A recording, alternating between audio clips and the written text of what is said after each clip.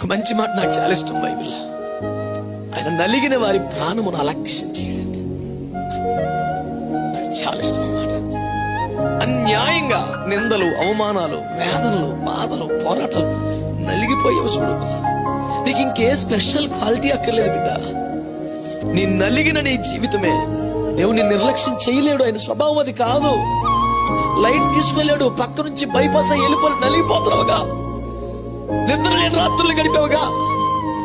నువ్వు చేసిన నేరం కాదు, నువ్వు చేసుకున్న పాపం కాదు, నీకు వచ్చిన శ్రమ లాంటిది, నీకు వచ్చిన కష్టం లాంటిది, నీ కుటుంబ పరిస్థితి లాంటిది. అయినా విశ్వాసం వదులుకోలేదు, ప్రభువును వదులుకోలేదు. నీవే నలిగిపోయావు. ప్రభువును వదిలిపెట్టి లోకంలోకి వెళ్ళవు. ప్రభువును సంతోషపరిచే స్థాయికి రాలేకపోతున్నావు.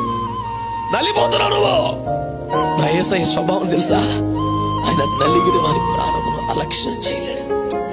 అనలేడు. ఆయన వల్ల కాదు.